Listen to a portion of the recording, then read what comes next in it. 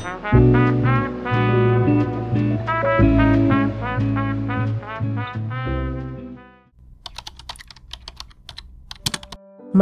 yang super gila. Bab 46.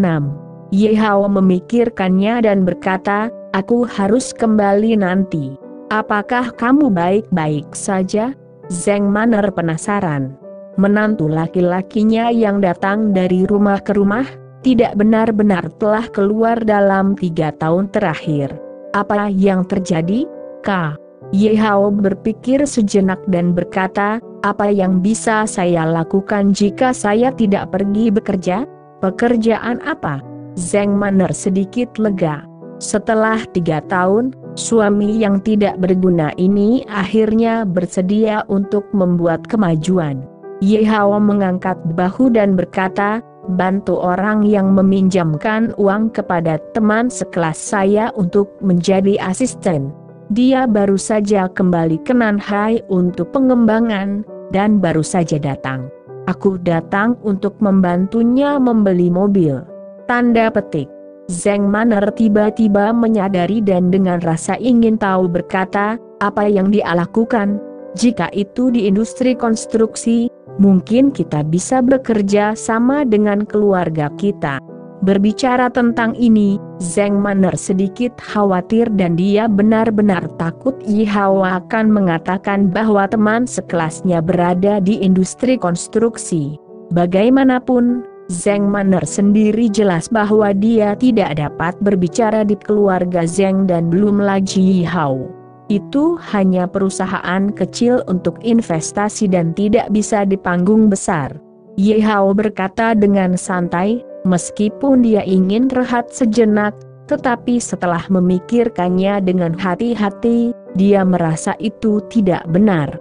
Dia telah melihat bahwa dalam 3 tahun terakhir, Zeng Manner secara bertahap mengubah pendapatnya tentang dirinya sendiri dan bahkan memiliki sedikit kesan yang baik. Jika memungkinkan, Ye Hao berharap Zeng Manner menyukainya. Bukan karena dia tiba-tiba punya uang jadi dia memperlakukannya secara berbeda. Melihat bahwa Ye Hao enggan untuk mengatakan lebih banyak, Zeng Manner masuk akal dan berhenti bertanya, tetapi memikirkannya dan berkata, karena kamu sedang bekerja, aku akan memberitahu ibuku nanti, kamu tidak perlu melakukan pekerjaan rumah. Pulang, kami akan menunggumu. Tidak apa-apa, kamu memiliki keputusan akhir. Ye Hao mengangguk. Zeng Manner berpikir sejenak, lalu tiba-tiba menatap Ye Hao lagi dan berkata, Ye Hao, izinkan saya bertanya. Hari itu saya meminta Anda untuk menjadi sandera. Pada akhirnya, keluarga Zeng memperlakukan Anda seperti itu. Apakah kamu marah? Tentu saja ada, kata Ye Hao, melihat wajah Zeng Manner berubah sedikit sebelum melanjutkan, tapi aku tidak marah padamu. Kenapa? Zeng Manner tanpa sadar bertanya. Karena, kamu adalah istriku. Ye Hao tersenyum, dengan tatapan gembira, bukankah hal yang biasa bagiku untuk melakukannya untukmu? Mendengar kata-kata ini, wajah cantik Zeng Manner berubah sedikit merah, dan dia sendiri tidak tahu karena dia malu-malu. Suasana di antara keduanya menjadi sedikit ambigu. Pada saat ini, ponsel Zeng Manner tiba-tiba berdering, memecah suasana. Zeng Manner menjawab telepon dengan malu dan kemudian berkata, Ye Hao, saya memiliki sesuatu urusan untuk kembali ke perusahaan untuk ditangani. Apakah Anda ingin pergi dengan saya di mobil saya? Tidak. Tempat saya bekerja di dekat. Ye Hao berkata sambil tersenyum. Tidak apa-apa, ingat untuk kembali untuk makan malam ini. Setelah mengatakan ini, Zeng Manner tersipu dan pergi. Dia tidak pernah berpikir bahwa suatu hari dia akan mengambil inisiatif untuk membiarkan Ye Hao pulang untuk makan malam. Melihat mobil Porsche merah pergi, Ye Hao tersenyum. Mungkin segera Zeng Manner akan menjadi istri sesungguhnya. Pada saat ini, Di belakang kota motor, Anki telah pergi karena Zeng Maner telah pergi. Dia takut akan kemarahan Ankai, jadi dia membuat alasan dan menyelinap pergi. Meskipun Ankai sedikit marah, tetapi ingat bahwa masih ada bisnis, dia mengabaikan Anki saat ini. Tetapi mengumpulkan sekelompok eksekutif tingkat tinggi di perusahaan untuk berkumpul bersama, berbaris di luar ruang pameran, menunggu CEO perusahaan investasi YI untuk berkunjung. Tetapi setelah menunggu lebih dari 10 menit, beberapa kaki orang sudah keram, tetapi tidak ada seorang pun di sana. Kenapa CEO belum datang? Maukah CEO datang? Ankai sedikit khawatir. Investasi dari perusahaan investasi YI ini terlalu penting untuk auto CD-nya. Jika dia tidak memiliki modal ini untuk omset, autonya kota akan menutup dalam beberapa menit. Menahan ketidaksabaran di hatinya, Ankai dengan cepat menghubungi Xiayun. Halo, apakah ini sekretaris Xia? Ya, saya Xiaoan, manajer umum kota Motoria. Anda memberitahu saya di pagi hari bahwa CEO perusahaan Anda akan datang untuk memandu pekerjaan. Saat itu, Ankai masih mengangguk dan membungkuk, tidak lupa berkata dengan sopan. Di sisi perusahaan, Xiayun berkata dengan acuh tak acuh, ya, tapi sudah hampir 1 jam sejak CEO pergi. Sudah ada di sini? Tapi mengapa saya tidak melihat siapapun? Manajer Xia, saya tidak tahu seperti apa CEO perusahaan Anda atau jenis mobil apa yang dia kendarai. Dapatkah Anda memberi saya nomor platnya? Xiayun memikirkannya dan berkata, CEO baru kita adalah sangat rendah hati bagaimanapun. Tinggi dan kurus, tampak berusia 20-an. Mengendarai sepeda listrik compang-camping adalah dia. Bab 47. Listrik. Mobil listrik. Seorang Kai berbicara hampir tanpa sadar, sudut matanya berkedut dan firasat buruk muncul di benaknya. Ya, itu mobil listrik. Saya ingin mengantarnya ke sana, tetapi dia mengatakan tidak, kata Xiayun. Ketika Anda melihat CEO kita YI, Anda harus sopan. Kali ini saya mengatakan banyak hal baik untuk Anda. Dia baru saja mempertimbangkan untuk berinvestasi di Auto City Anda. Jika Anda mengabaikannya, saya tidak dapat membantu Anda. Setelah mengatakan ini, Xiayun menutup telepon. Dia masih memilah-milah informasi, dia terlalu sibuk. Bunyi telepon terdengar. Tetapi pada saat ini Ankai merasakan dengungan di kepalanya. Tuan Yihao, mobil listrik sederhana. Saya akan menjamunya, tapi kenapa dia? Ketika ide ini muncul di benaknya, Ankai sendiri hampir takut untuk buang air kecil. Saat berikutnya, dia berlari langsung ke aula, menarik pengawas kecil yang menerima Yihao di awal, dan berkata dengan tegas, Pergi ke Yihao barusan. Bawa tuan itu kembali, tidak peduli metode apa yang Anda gunakan. Pengawas kecil itu tertegun dan berkata, Tuan An, apakah Anda berbicara tentang pria yang makan nasi lunak? Apa yang Anda makan? Nasi? Bukan urusanmu apa yang orang lain makan. Jangan bicara omong kosong, cepat dan temukan seseorang. Seorang Kai memelototinya dan memarahi. Jika kesuksesan tidak cukup, itu lebih dari kegagalan, cepat dan bawa orang itu kembali. Jika Anda tidak dapat membawanya kembali, Anda tidak perlu bekerja kembali. Juga, Anda semua harus melupakan apa yang baru saja Anda lihat, dan tidak ada yang diizinkan untuk mengatakan sepatah kata pun, atau saya akan membuat Anda berlutut.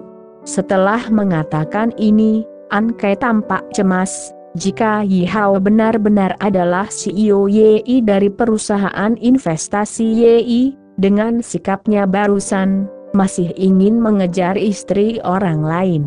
Begitu dia memikirkan ini, keringat dingin pecah di punggung Ankai.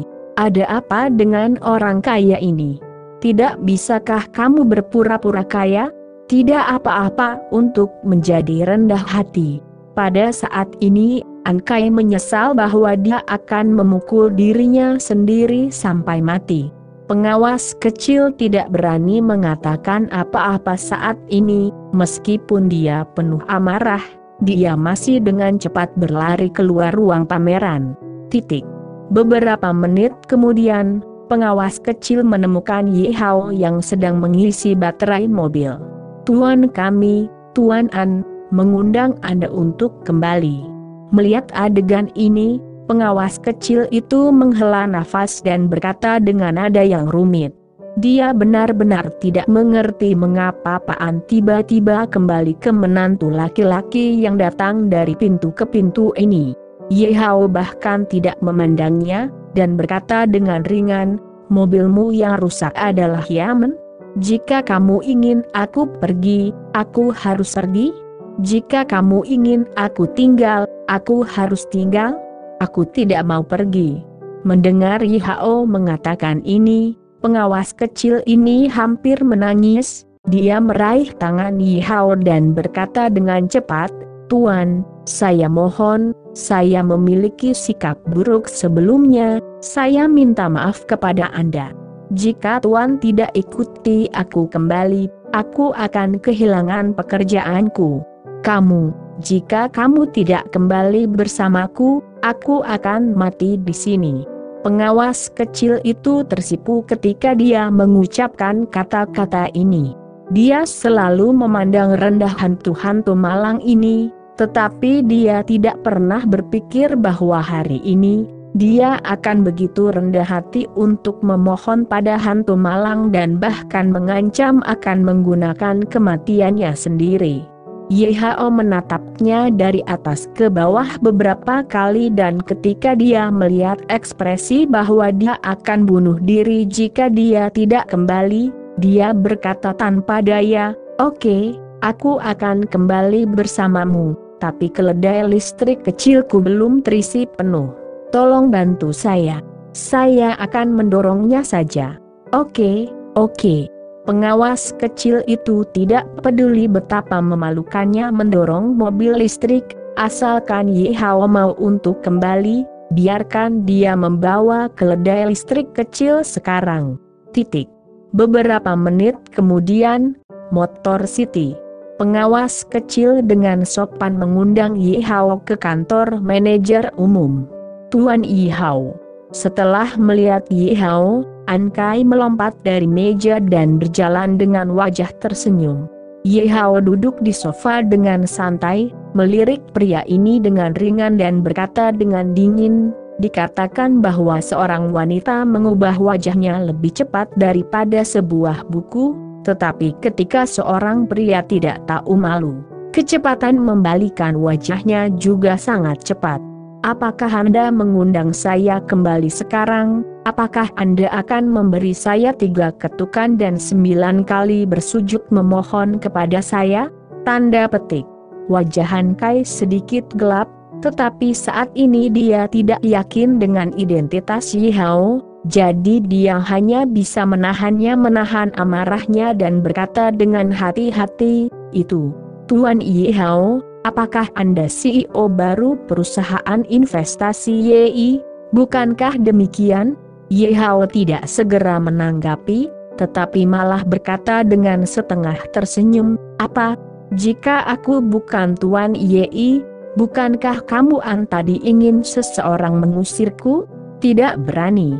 Bahkan jika kamu tidak melewati pintu, kamu adalah tamu." Ankai tersenyum meminta maaf, "Saya tidak tahu kalau Anda Tuan YI." Ye Hao tidak repot-repot memperhatikannya, tetapi memutar nomor tepat di depannya. "CEO." Suara wanita hormat datang dari sisi yang berlawanan, itu adalah suara Xiayun. Seorang Kai merasa pusing dengan klik di hatinya dan kemudian berlutut di lantai dengan klik. Bab 48. Xia Yun, katakan padaku untuk melanjutkan, proyek Motor City yang dibahas di pagi hari akan dihentikan. Ye Hao tidak repot-repot melihat An Kai, tetapi berkata dengan ringan, "Ya." Xia Yun tidak mengatakan apa-apa. Menempatkan telepon lama di atas meja, Ye Hao melihat ke atas dan ke bawah pada An Kai, yang hampir berlutut di tanah saat ini dan berkata dengan setengah tersenyum, "Tuan An, mengapa Anda harus melakukan hal seperti itu? Penyambutan besar? Saya tidak lain sebagai bajingan yang tidak berguna."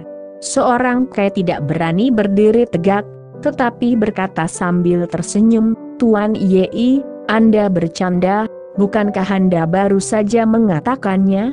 Jika saya masih memohon Anda untuk kembali, saya harus berlutut dan memanggil ayah saya." Tanda petik. Jangan, saya tidak begitu beruntung, saya tidak memiliki anak seperti ini. Ye Hao melambai. Ya, saya tidak pantas mendapatkannya, saya tidak pantas mendapatkannya. Sebelumnya, saya memiliki mata tetapi tidak tahu Gunung Tai. Tolong Tuan Yei, Anda punya banyak. Ekspresi An Kai kaku. Ye Hao tampak acuh tak acuh, dengan santai membolak-balik majalah di desktop. Melihat gerakan Ye Hao, An Kai menggertakkan giginya dan saat berikutnya bang bersujud beberapa kali dan kemudian berkata dengan sungguh-sungguh, "Maafkan saya, Tuan Yei. Hanya An Kai yang tahu identitas kota mobilnya. Betapa buruk bukunya, jika tidak ada bantuan asing yang kuat untuk menyuntikkan modal, dia akan benar-benar menghadapi situasi memalukan pemutusan rantai modal dan dalam hal itu, perusahaan akan bangkrut dan dia tidak akan memiliki apa-apa. Terlebih lagi, dia baru saja mendengar bahwa Tuan Yei di depannya awalnya mempertimbangkan untuk terus berinvestasi di kota motor, tetapi karena sikapnya sendiri.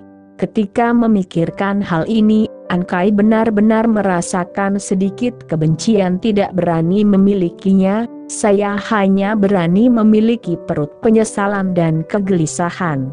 Melihat adegan ini, Ye Hao akhirnya meletakkan majalah di tangannya dan berkata dengan senyum tipis, "Tuan An, Anda memberikan hadiah yang luar biasa ini, tetapi saya benar-benar ingin kehilangan nyawa saya.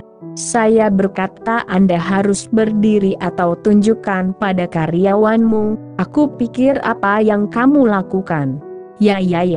Seorang Kai berdiri dengan hormat dan meletakkan tangannya di samping Ye Hao, tampak seperti pelayan kecil. "Hei sepupu, aku hanya..." An Kai menghela nafas lega, tetapi pada saat ini, dia melihat An Ki mendorong pintu dan masuk. Dia sudah pergi, tetapi dia tiba-tiba teringat bahwa dia memiliki sesuatu untuk dikatakan dan kembali. Begitu dia masuk, dia melihat menantu laki-laki yang tidak berguna Ye Hao duduk di sofa, sementara sepupunya yang luar biasa, An Kai, berdiri di sampingnya dengan ekspresi gelisah, seperti pelayan. Suasana membeku pada saat ini, dan An Kai semakin malu. Pada saat ini dia tidak sabar untuk melompat langsung dari lantai 2. Adapun Ye Hao, dia bahkan tidak melihat An Ki. "Bagus kamu Ye Hao. Kamu kembali untuk mengancam dan memeras sepupuku, kan? Atau apakah kamu di sini untuk bernegosiasi dengan sepupuku? Apakah kamu ingin uang untuk bercerai, kamu?" An Ki sebelum dia selesai berbicara, An Kai dengan cepat memotongnya dan berkata, "Kamu keluar dulu, jangan bicara omong kosong." Selama percakapan, An Kai telah mendorong An Ki keluar dari pintu kantor, sementara dia sendiri berbalik. Dia dengan cepat berkata, "Tunggu sebentar, aku akan menangani masalah ini." Ye Hao memberi isyarat padanya untuk menutup pintu, dan kemudian berkata dengan ringan, Kamu seharusnya melihatnya. Aku suka tidak menonjolkan diri, bahkan istriku tidak mengetahuinya. Anda tidak tahu tentang saya, dan saya tidak ingin beberapa kucing dan anjing di pinggir jalan mengetahui identitas saya. Jadi bagaimana menjelaskan kepadanya? Sebaiknya Anda memiliki ide yang baik, termasuk karyawan Anda, mengerti? Ye Hao, kamu jangan khawatir. Seorang Kai tidak bodoh. Dia segera mengerti apa yang dimaksud Ye Hao dan terus menganggukkan kepalanya. Di luar kantor, An Kai menarik napas dalam-dalam dan kembali ke postur sebelumnya, menatap An Ki dan berkata, apakah kamu tidak tahu bahwa kamu harus mengetuk pintu ketika kamu memasuki kantorku? An Ki linglung berkata dan menatap Ye Hao di kantor. Sepupu, apa yang terjadi? Apakah Anda baru saja meminta maaf padanya? Atau apakah Anda memohon padanya? Saya katakan itu tidak perlu, itu sia-sia. Anda tidak perlu memperdulikannya. Ini. Pikiran Kai berubah dengan cepat dan berkata, mobil listriknya baru saja mogok. Saya pikir itu sengaja dirusak oleh staf di toko saya. Dia datang untuk membuat masalah. Saya meneleponnya. Di kantor, saya hanya tidak ingin dia membuat keributan dan menghancurkan lingkungan penjualan kami. Oh, An Ki tampak tertegun dan kemudian berkata dengan nada menghina, sepupu, seperti sampah seperti ini, pergi ke Anda harus menyentuh porselen di mana-mana. Anda tidak boleh sopan padanya atau hanya meminta seseorang untuk memukulinya dan mengusirnya. Atau, saya akan membantu Anda memanggil polisi? Bab 49. Tidak perlu, kata An Kai dengan susah payah. Jika Anda memanggil polisi, mungkin seseorang akan tahu kemudian berpikir bahwa sesuatu terjadi pada kita di sini, dan kemudian itu tidak dapat dijelaskan. Tetapi itu akan mempengaruhi bisnis saya setelah beberapa saat. Saya hanya akan memberinya 1.000 dan beberapa ratus yuan untuk pergi, itu tidak layak untuk orang seperti ini. Saat dia berbicara, An Kai merasa bahwa keringat dingin di tubuhnya hendak membasahi bajunya. Anda gadis mati, sebagai sahabat Zeng Manner. Tidak hanya Anda yang tidak tahu identitas suaminya, tetapi Anda juga mendorong saya untuk mengejarnya. Apakah Anda takut kuburan saya tidak cukup tinggi? Sepupu, mengapa kamu berkeringat? Apakah kamu panas? An Ki tidak memperhatikan apapun, tetapi bertanya dengan rasa ingin tahu. Cuacanya sedikit panas, kata An Kai dengan malu. Oh, itu bagus omong-omong, kamu tidak perlu memberinya lebih untuk sementara waktu. 200 yuan saja sudah cukup, dan saudari Manner, kamu dapat yakin, aku akan ada untukmu. Aku pasti akan mendapatkannya untuk melepaskan dia. An Ki memberi isyarat bersorak dan kemudian mengucapkan selamat tinggal sambil tersenyum. Dia tidak ingin pergi ke kantor lagi, melihat Ye Hao menjijikan. Pada saat ini, dia tidak menyadari bahwa ekspresi sepupunya akan mencekiknya sampai mati. Setelah Han Ki pergi, An Kai kembali ke kantor, membungkuk dan berkata dengan hati-hati, Tuan Ye Hao, semuanya sudah selesai, Anda dapat yakin dia tidak meragukan identitas Anda. Oh, Ye Hao berdiri, kalau begitu aku pergi dulu, aku harus pergi ke tempat lain untuk membeli mobil. Ini, Tuan Ye Hao, apa yang kamu katakan? Aku di sini di Motor City, bukankah kamu hanya suka ke stand Porsche itu? Apakah itu lama? Dengan statusmu, itu bisa layak untuk statusmu. Ye Hao mengangkat bahu dan berkata, mobilnya bagus, tetapi tempat yang menjual mobil tidak mau bekerja sama denganku. Saya tidak bisa berbuat apa-apa. Apa yang Anda katakan, kata An Kai dengan keringat dingin, untuk mengungkapkan permintaan maaf saya. Selama Anda menyukainya Tuan Yei, Anda dapat memilih mobil apapun di toko saya untuk mengemudi. Tidak ada uang, tidak ada uang. Oh, apakah kamu bercanda atau kamu serius? Aku tidak sopan jika kamu serius. Bagaimana mungkin Ye Hao tidak melihat bahwa An Kai ini hanya bersikap sopan dan tidak bermaksud mengirim mobil sama sekali. Pada saat ini, dia dengan sengaja tersenyum dan berkata, "Silahkan."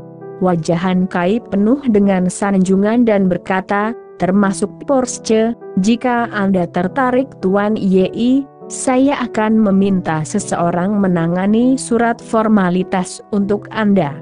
Ye Hao mengangguk dan berkata, "Oke, itu dia mobilnya. Aku ingatkan kamu untuk membayar pajak untukku dan aku akan mengambil mobilnya nanti." Ah, pada saat ini, An Kai tercengang. Bukankah orang kaya sangat terseret? Hanya bersikap sopan pada dirinya sendiri. Bagaimana mungkin dia benar-benar ingin? Apa? Kamu tidak akan menyesalinya, kan? Ye Hao berkata dengan senyum setengah tersenyum, menatap wajah Han Kai dengan perut yang tidak enak. Han Kai terkejut dan dengan cepat berkata, "Tidak, tidak. Saya sedang berpikir mobil ini benar-benar dibuat khusus untuk Anda Tuan Yei, dan itu cocok dengan temperamen Anda. Saya akan mengatur agar Anda segera mengambil mobil itu." Hening. Saat dia berbicara, dia dengan cepat memanggil pengawas kecil tadi dan memerintahkannya untuk menangani formalitas dengan Ye Hao secepat mungkin. Tetapi selama proses ini, meskipun dia tersenyum, hatinya terus meneteskan darah. Pengawas kecil itu melihat bahwa manajer umumnya sedang mengantarkan mobil ke Ye Hao, menantu laki-laki yang datang dari rumah ke rumah. Meskipun dia terkejut, dia tidak berani mengajukan pertanyaan lagi dan pergi melalui formalitas dengan cara yang sedih. Ketika orang-orang pergi, An Kai menyeka keringat dinginnya dan berkata, "Tuan Ye Hao, Anda sudah membeli mobil ini. Saya tidak tahu tentang investasi kami ke depannya." Ye Hao tersenyum dan berkata, "Anda lupa, saya sudah menolak investasi ini sekarang." Seorang kaya terkejut. Ini adalah pertama kalinya dia melihat orang kaya yang tidak bermain kartu sesuai dengan rutinitas, dan dia telah memberikan Porsche yang bernilai lebih dari 2 juta, tetapi Ye Hao tetap tidak ada niat untuk terus berinvestasi di Motor City. Ini setara dengan memukul sendok air dengan 2 juta miliknya. An Kai memiliki keinginan untuk meminta penjaga keamanan untuk masuk dan memukul Ye Hao, tetapi pada saat ini dia benar-benar tidak berani karena dia tahu bahwa keluarga Ye berada di belakang perusahaan investasi Ye. Jika dia berani menyentuh Ye Hao, aku takut dia tidak akan melihat matahari besok. Dia bahkan tidak berani berbicara omong kosong, jadi dia hanya bisa berbicara dengan Ye Hao dengan hati-hati. Setelah formalitas selesai dan kunci mobil diserahkan kepada Ye Hao berdiri seolah mengingat sesuatu dan berkata, "Ngomong-ngomong, dengar perkataan kamu sangat senang mengejar istriku baru-baru ini." Hati An Kai bergejolak, dan akhirnya menyadari apa yang telah dia lupakan dan sekarang dia tidak peduli dengan wajahnya, dia hanya berlutut. "Tuan Yei, Tuan Ye Hao, maafkan saya berjanji akan menjaga jarak dengan Nyonya Yei di masa depan." "Tidak, tidak, dan Ibu Yei, dan saya tidak bermaksud begitu pada awalnya." Ya, Bibi Tengling dan Anki terus memberi isyarat dan mencocokkan. "Dan saya juga terobsesi untuk sementara waktu, banyak orang dewasa tidak peduli dengan saya." Pada saat ini, An Kai hendak bercanda dan memukuli keluarga Yei sendirian. "Ide menantu, apakah menurut Anda dia memiliki umur panjang?" Pada saat ini, An Kai ingin mencekik Anki sampai mati. Yhao mengangguk dan berkata, "Yah, aku tidak peduli apakah kamu punya niat atau tidak. Jika ada waktu berikutnya, aku akan membunuhmu." Bab 50. Ya. Seorang Kai mengangguk dengan tergesa-gesa, beraninya dia memikirkan kerja sama saat ini.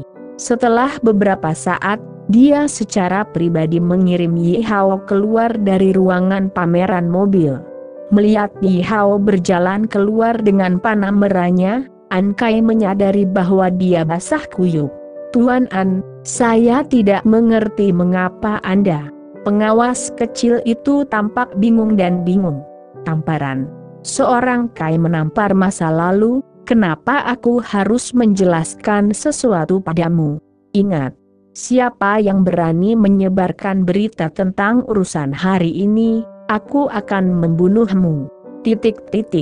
Setelah meninggalkan Motor City, Yhao melihat itu agak terlambat, jadi dia tidak kembali ke perusahaan.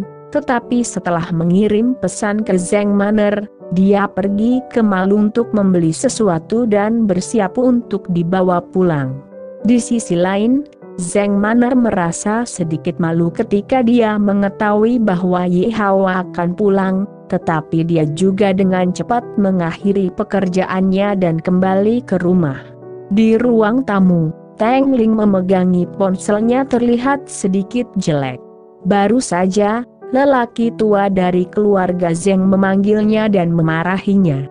Kemudian memintanya untuk membawa Yhao dan Zheng Manor ke keluarga Zheng malam ini untuk menjelaskan kontraknya. Meskipun dia tidak tahu apa yang terjadi, Teng Ling secara tidak sadar merasa bahwa Yhao telah menyebabkan masalah besar dan kembali.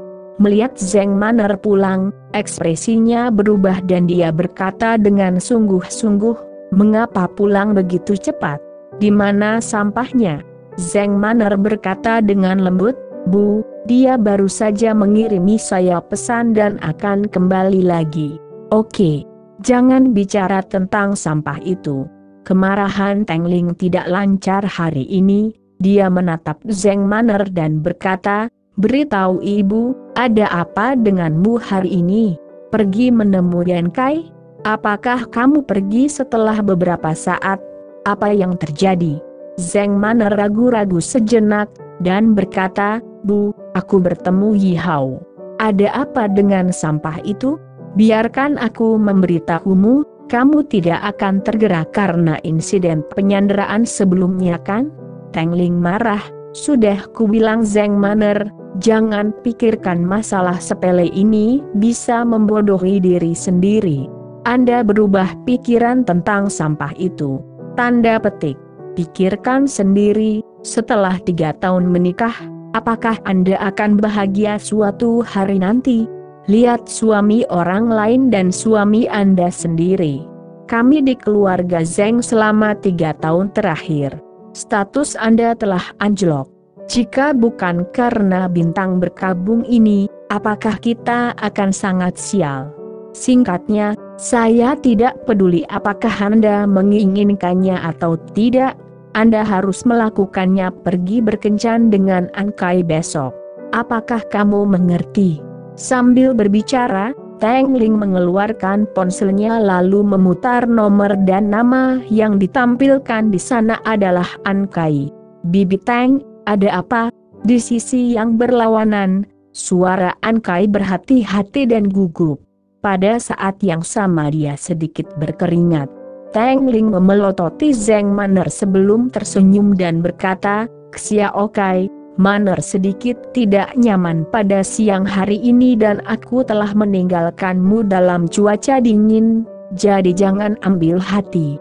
Bibi adalah tuan untukmu, dan kalian berdua akan berada di sini besok. Bagaimana kalau kita makan bersama?" Nada suaranya lembut, sedikit seperti ibu mertua yang memandang menantu laki-lakinya. Di sisi yang berlawanan, An Kai membasahi kemeja yang baru saja kering dengan keringat dingin dan dia berkata dengan malu, "Bibi Teng, saya pikir Nona Zheng benar-benar hebat, tapi saya tidak layak untuknya. Sungguh tidak cocok. Hah? Juga, saya pikir dia dan Ye Hao sangat baik dan keduanya cocok. Saya tidak akan melakukan hal semacam ini untuk menghancurkan pernikahan orang. Kei cepat-cepat menutup telepon, karena takut dia tidak sengaja mengatakan sesuatu yang salah. Dia masih akan mencari waktu lain untuk datang ke Ye Hao. Bagaimana dia bisa berani menyerang ide Zheng Manner? Bukankah ini mencari kematian? Ini Teng Ling sedikit berantakan. Bukankah Han Kai selalu memperlakukan putrinya sebagai seorang dewi? Mengapa ini terjadi tiba-tiba? Pada saat ini, deru mobil tiba-tiba datang dari luar villa. Teng Ling melihatnya tanpa sadar dan kemudian seluruh tubuhnya terkejut. Porsche Panamera eksekutif baru yang diperluas diparkir di depan villa. Yang lebih mengejutkan Teng Ling adalah bahwa orang yang keluar dari mobil saat ini sebenarnya bersambung.